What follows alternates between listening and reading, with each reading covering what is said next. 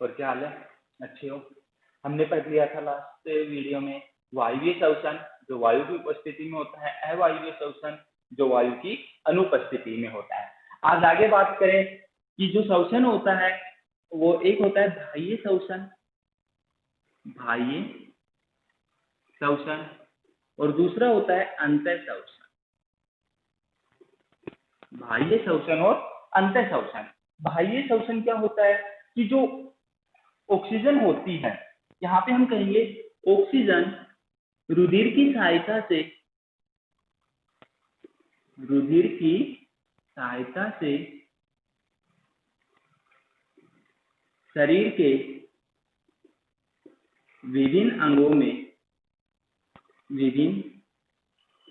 अंगों में पहुंचती है। वह कार्बन डाइऑक्साइड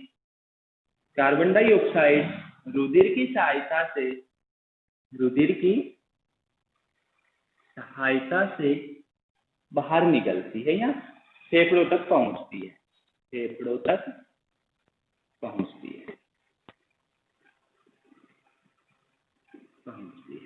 तो ये क्या हो गया?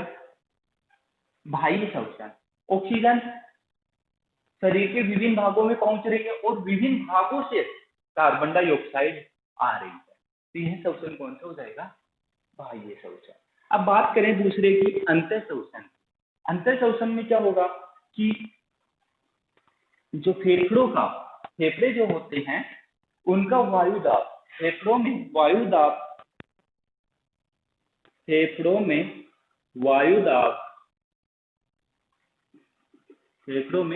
वायुदाब क्या हो जाएगा? कम हो जाएगा। कौन से वायुदाब? बाह्य वायुदाब से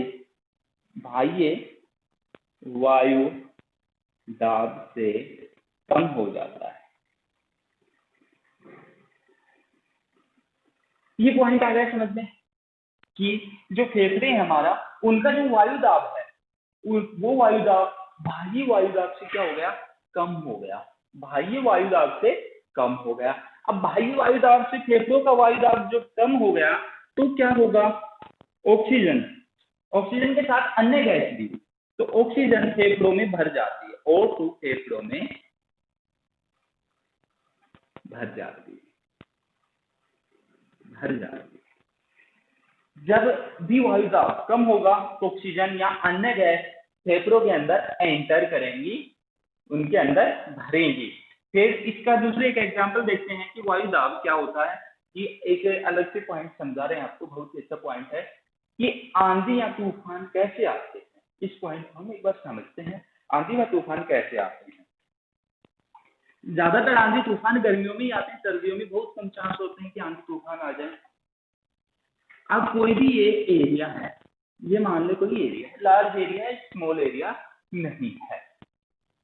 अब यहाँ पे और एरिया हो गया, यहाँ पे बहुत ज्यादा जो बीच के अंदर स्टेयर बनाया है, यहाँ पे बहुत ही ज्यादा गर्मी हो रही, बहुत ही ज्यादा क्या हो रही? गर्मी हो रही। गर्मी हुई तो यहाँ की वायु जो होगी, इस एरिया की जो वायु हो जाएगी वो हल्की हो जाएगी। हल्की होकर ऊपर चली जाएगी, ऊपर उठ जाती है। यहाँ की जो एयर है ये ऊपर चली गई। अब ये जो एरिया हो गया, इसका वायुदाब कम हो गया, वायुदाब कम है, और यहाँ का वायुदाब अधिक है। अब क्या होगा? यहाँ का वायुदाब कम है, यहाँ का वायुदाब अधिक है। अब ये जो अधिक वायुदाब वाली वायु है यहाँ पे आके एंटर हो जाएगी, इसको कवर कर लेगी चारों तरफ से। जितनी तेज स्पीड से वायु ऊपर उठेगी,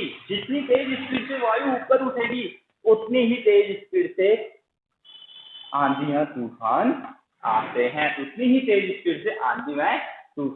हैं, ये बात आगे समझ में कि आंधी तूफान क्यों आते हैं। सर्दियों में आंधी तूफान बहुत कम आते हैं, गर्मियों में ही आते हैं।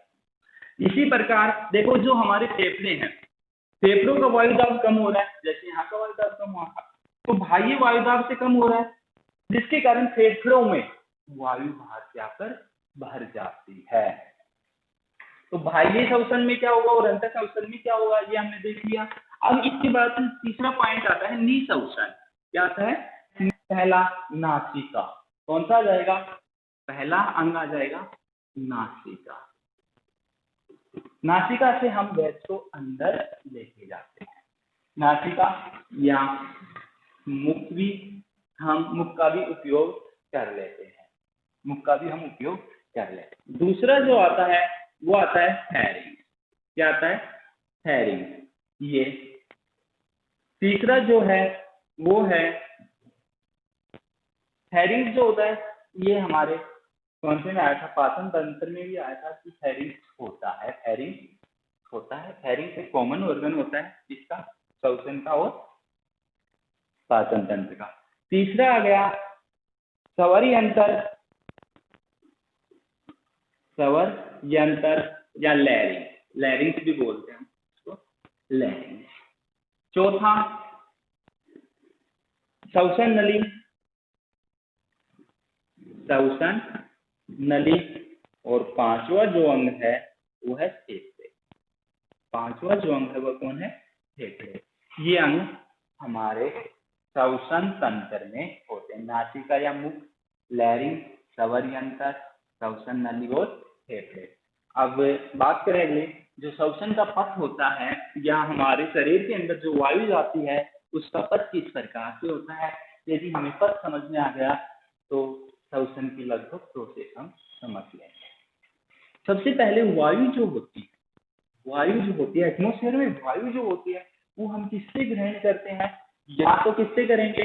नासिका छिद्र से या मुख्य द्वार से, मुख, मुंह से, दो चीजों से हम इसको ग्रहण कर लेते हैं। वायु को नासिका छिद्र से हमने हमारे शरीर के अंदर एंटर कर। अब नासिका छिद्र के बाद जो दूसरा अंग आ रहा था वो कौन था? फेरिंक्स। कौन था? फेरिंक्स। नासिका छिद्र से वायु जो हम ग्रहण कर रहे हैं वो कहाँ पे जा रही है? फेरिंक्स में। फेरिंक्स के बाद कहाँ पे जाएगी? फेरिंक्स के बाद कंठ द्वार में। कंठ द्वार, कंठ द्वार भी एक अंग होता है लेकिन हम इसको श्वसन तंत्र में बहुत कम पढ़ते हैं। कंठ द्वार से होते हुए ये फिर स्वर यंत्र में, स्वर यंत्र से श्वसन नली, श्वसन नली और श्वसन नली के बाद फेफड़ों में भर जाते हैं। इस प्रकार से इसका जो पथ होता है वायु, नासिका, फेरिंक्स, कंठ द्वार, स्वर यंत्र, श्वसन नली और फेफड़े। अब यदि हम उल्टी निकलने की बात करें तो जस्ट इसको हम कार्बन डाइऑक्साइड इस प्रकार से निकल के फेफड़ों से श्वसन नली, स्वर यंत्र, कंठ द्वार, फेरिंक्स, मुख्य या लहर, नासिका छिद्र द्वारा बाहर निकल जाए। तो ये आज का पॉइंट था, छोटा सा पॉइंट है, बहुत ही अच्छा इंपॉर्टेंट पॉइंट है, आपकी समझ में आ गया होगा। यदि फिर भी कोई पॉइंट आपकी समझ में नहीं आए तो आप कमेंट बॉक्स में अपना कमेंट लिख दीजिए, उस पॉइंट को डिस्क्रिप्शन से आपको समझा